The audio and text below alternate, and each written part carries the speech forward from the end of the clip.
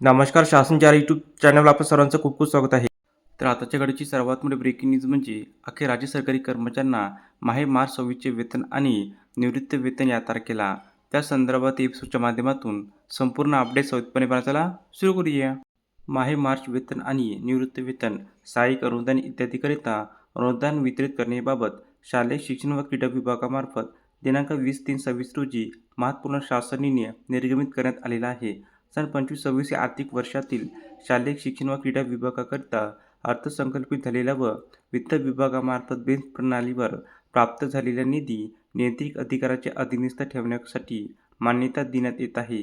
यानुसार सर्वसाधारण शिक्षण, प्राथमिक शिक्षण, अशासकीय प्राथमिक शाळांना सहाय्य, परिभाषित अंशदान निवृत्ती वेतन योजना, राष्ट्रीय निवृत्ती वेतन योजनेअंतर्गत NPS केंद्रीय अभिलेख देखभाल अभिकरणाकडून अशासकीय प्राथमिक शाळांना सेवेकरिता सेवा शुल्क, तसेच माध्यमिक शिक्षण, अशासकीय माध्यमिक शाळांना व कनिष्ठ महाविद्यालयांना सहाय्यक परिभाषित अंशदान निवृत्ती वेतन योजना, क्रीडा व युवक कल्याण सेवा, विद्यार्थीतर युवकांसाठी युवक कल्याण कार्यक्रम, युवा वसतिगृह स्थापन करणे.